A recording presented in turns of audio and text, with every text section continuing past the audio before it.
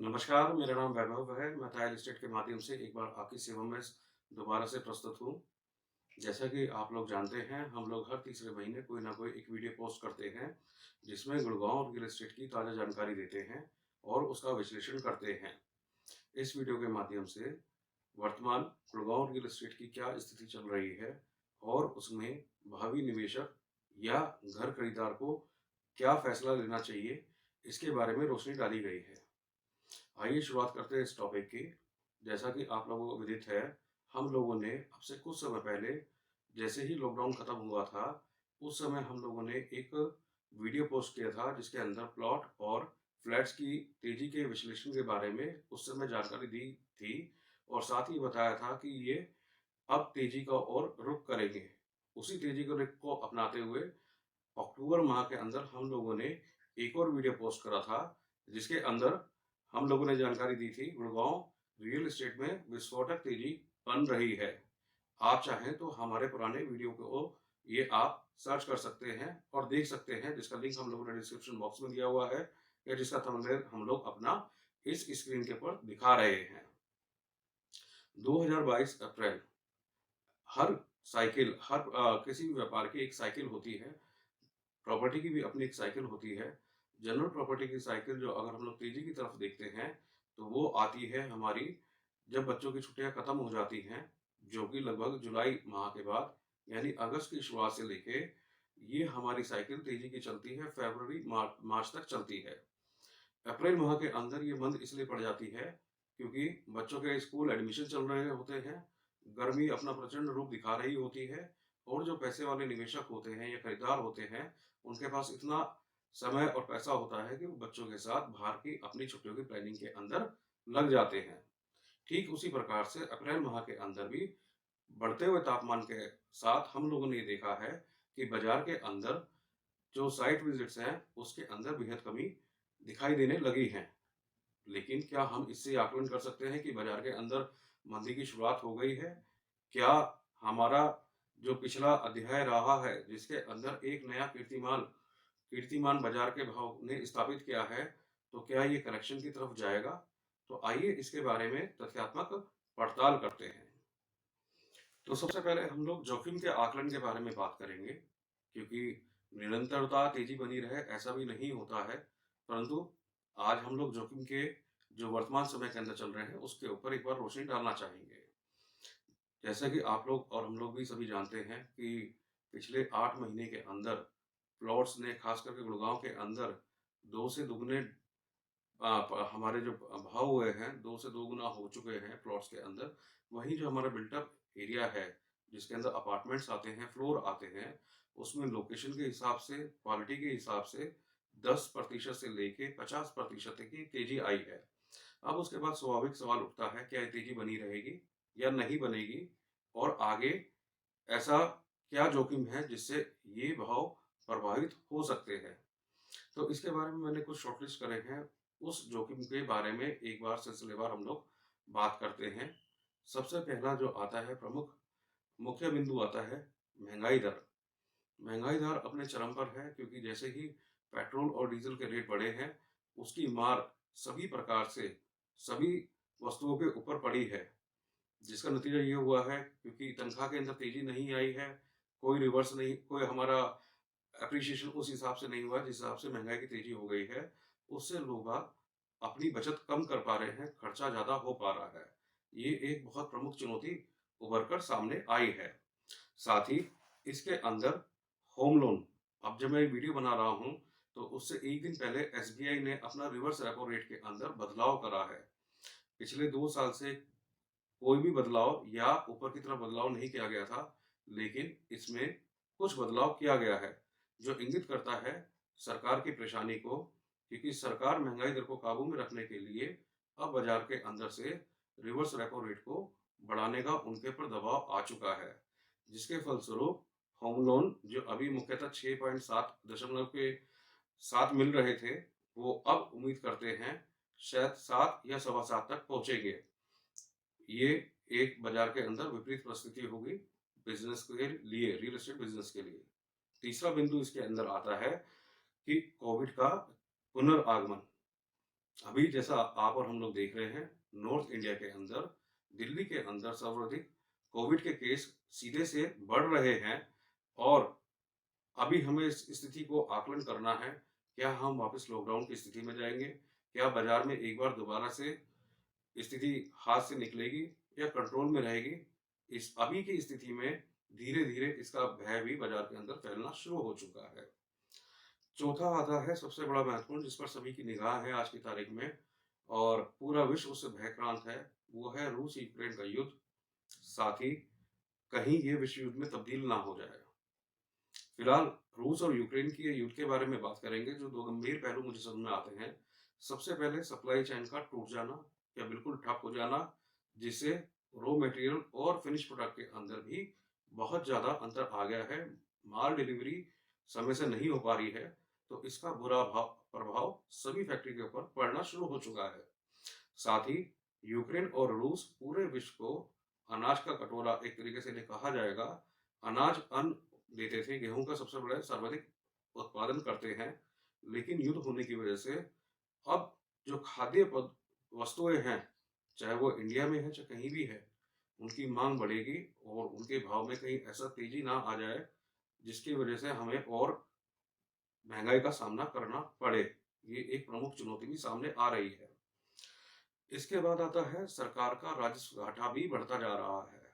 अब क्योंकि सरकार पिछले 2 साल से हेल्थ के क्षेत्र के अंदर जूझ रही है और नई नई डेवलपमेंट के लिए उनके पास पैसे की किल्लत हो रही है। सरकार अपने कुछ उपक्रम बेचकर पैसे जुटाने की कोशिश कर रही है, लेकिन इस परिस्थिति के अंदर केवल उपक्रम बेचने से और आय के साधन बढ़ाने से ही काम चलेगा, जो अभी थोड़ा-सा मुश्किल प्रतीत होता हुआ दिखाई दे रहा है। अंतिम में नौकरियों का खतरा, क्योंकि जब इतने युद्ध, मुद्रास्फीति सब बढ़ रही है, कहीं जो लोग बाग काम कर रहे हैं, उनको अपनी नौकरियों को जाने का भय भी अब कहीं न कहीं सताने लगा है। और जैसा कि मैंने शुरुआत में कहा था इस वीडियो के अंदर कि गर्मी एक बहुत बड़ा नेगेटिव फैक्टर होता है। चाहकर भी और ना चाहकर भी कस्टमर घर से बाहर नहीं निकलता है। कस्टमर की गलती नहीं, वहाँ चाहे हम भी खुद क्यों ना हो, जो हम सर्दियों या नॉर्मल दिन के अंदर आसानी से 8 से 10 कस्टमर को एंटरटेन कर पाते हैं, वहाँ आज एक कस्टमर को एंटरटेन करने के बाद, एंटरटेन करने का मतलब यहाँ विजिट से है, 3 या 4 प्रोजेक्टिव विजिट के बाद अपनी भी हालत ठीक नहीं रहती है। तो ये भी एक नकारात्मक प्रभाव बाजार के ऊपर पड़ता है। अब एक निगाह डालते हैं कि रियल एस्टेट के अंदर उपलब्धता हमारे पास क्या बची है। बीते 8 महीने जो तेजी का चक्र रहा है, उसके दुष्परिणाम एक नए ग्राहक के लिए कैसे सामने आ रहे हैं, अब उस पर निगाह डालते हैं। सबसे पहले इसके अंदर हुआ प्राइस मोमेंटम। प्राइस मोमेंटम का मतलब ये हुआ कि प्राइस जो है ऊपर की तरफ तेजी से भागे हैं। जैसा कि मैंने आपको पहले भी बताया था कि बने हुए मकान के अंदर 10 से 40% की तेजी है। ये तेजी खास करके स्थापित बिल्डर और जो लग्जरी प्रोजेक्ट्स हैं, उसके अंदर बेहिसाब आई है। उदाहरण के लिए जैसे कि वेस्टर्न ग्रैंड स्पा का रेफरेंस लेते हैं, वहाँ पर 3 बेडरूम 2660 स्क्वायर फीट का 1 करोड़ 60 लाख के अंदर बेचना मुश्किल होता था। आज वहाँ पर वही चीज़ 190, 195 करोड़ के अंदर मिल रही है। वहीं उसी का 4 बेडरूम 3470 स्क्वायर फीट वाला 2 करोड़ 25 लाख के अंदर डील हुआ करती थी, वो आज 2 करोड़ 80 लाख के आसपास ट्रेडिंग कर रहा है। ठीक उसी प्रकार डीएलएफ अल्टीमा की बात करते हैं। डीएलएफ अल्टीमा का 3 बेडरूम 180 के आसपास ट्रेडिंग करता था, लेकिन पिछले 3 महीने के अंदर सीधा ये रेट 2 करोड़ 15 लाख या 2 करोड़ 20 लाख के आसपास पहुंच गया है। वहीं अगर हम 4 बेडरूम की बात करते हैं अल्टीमा के अंदर, तो वो 2 करोड़ 30 लाख से लेके 2 करोड़ 50 लाख के अंदर ट्रेडिंग करता था, लेकिन आज यही प्राइस 3 करोड़ के आसपास आ गया है। मजे की बात यह है कि ग्राहकों की लाइन लगी हुई है और सेलर अभी मन नहीं बना पा रहा है, क्योंकि जब भाव तेज हुए हैं इतने समय के बाद, तो वो भी पशुपेश की स्थिति में बने हुए हैं कि बेचना ठीक रहेगा या नहीं रहेगा। कुल मिला के इसका भी एक नेगेटिव इम्पैक्ट है कि कस्टमर होते हुए भी बाजार के अंदर चीजों का ट्रांजैक्शन नहीं हो पा रही है। दूसरा जो आता है इसके अंदर, रेंटल इनकम।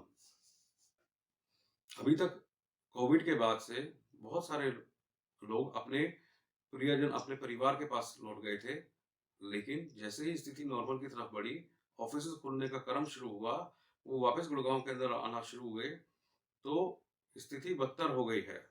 क्योंकि अभी जो जितना भी सेल परचेज़ हुआ है पिछले पिछले 8 महीने के अंदर, तो ये देखने में आया है कि लगभग सभी लोगों ने, जिसमें कि 98% तक मैं ये कहूँगा कि एंड यूज़र ने घर परचेज़ करे हैं। जिसका नतीजा ये हो गया, जो पहले फ्लोटिंग इन्वेंटरी बाज़ार के अंदर उपलब्ध थी, वो लगभग एक तरीके से एग्ज़ॉस्ट हो गई है। साथ ही जो रेंट पे मकान ढूँढ रहे हैं, उनको अब रेंट पर मकान ढूँढने में भी बहुत बड़ी समस्या का सामना करना पड़ रहा है। और कई जगह रेंटल वैल्यू काफ़ी बढ़ चुकी है। लग्ज़री प्रॉपर्टी के अंदर उसका उछाल 30% तक आ चुका है, जबकि साधारण प्रॉपर्टी के अंदर 10% का उछाल दिखाई दे रहा है। अब अंतिम में आता है, सवाल उठता है कि सारी चीज़ें नेगेटिव बताई हैं, कोई पॉज़िटिव नहीं बताई है, तो ऐसे में एंड यूज़र और निवेशक को क्या करना चाहिए, इस प्रभावी समय के अनुसार? तो ये मेरा अपना पर्सनल आकलन है कि जो लोग घर देख रहे हैं अपने सेल्फ यूज़ के लिए, उनके पास एक सुनहरा मौका आया है। गर्मी तो चलती रहेगी, लेकिन जो लोग डेडिकेशन के साथ मकान ढूँढेंगे और इस एक तरीके से उनके लिए प्रोजेक्ट होता है, उसको ख़त्म करना चाहेंगे, तो इससे बढ़िया समय इस 3 महीने के अलावा उनको शायद ही कभी मिलेगा। उसका कारण ये है कि अभी इस समय जो लिमिटेड साइट विज़िट्स होंगी, कस्टमर्स इस समय जो है भाव स्थिर रहेंगे। जब भाव स्थिर होंगे, तो आपके पास विचारने का, सोचने का टाइम होगा कि ये प्रॉपर्टी लेनी है या दूसरी प्रॉपर्टी लेनी है। ऐसा नहीं होगा कि अभी सोचने के लिए 2-4 दिन या 5 दिन का टाइम लिया, या तो प्रॉपर्टी बिक गई या प्रॉपर्टी बेचने वालों ने रेट बढ़ा दिए। जिससे कि बहुत सारे खरीदार जिन्होंने महसूस किया होगा, जिन्होंने फेस करा होगा, वो मेरे से सहमत होंगे। तो आप जितने भी सहमत हैं, जिन्होंने महसूस करा है, कृपया कर ज़रूर बताएँ कि हाँ, अपना कमेंट सेक्शन के अंदर कि उन्होंने ये चीज़ों को करीब से महसूस किया है। तो इसके अंदर मेरा ये अनुरोध है कि जिन लोगों ने अपना ये टास्क जारी रखा है या किसी वजह से मकान नहीं खरीद पाए हैं, वो अपने इस डिसीज़न को मूर्त रूप देने की ओर बढ़ें।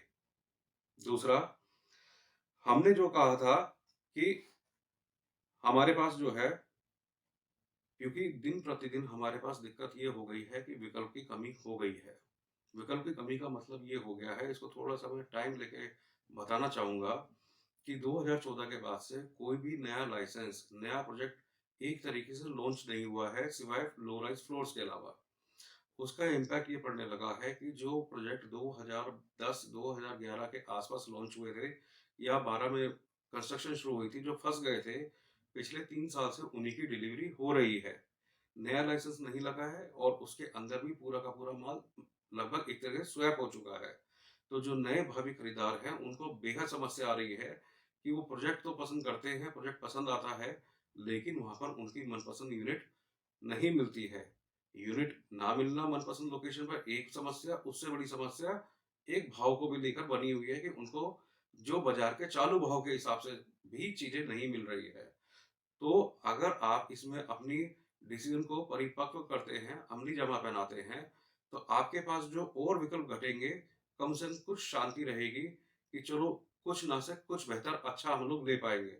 क्योंकि 3 महीने बाद जब आम ग्राहक वापसी करेगा बाज़ार के अंदर, उसके पास शायद लेने के लिए कुछ ना बचा हो, मन मार के ही चीज़ लेनी पड़ेगी। लेकिन मकान ऐसी चीज़ है जिसमें मन मार के नहीं, बल्कि दिल खुश करके लिया जाता है।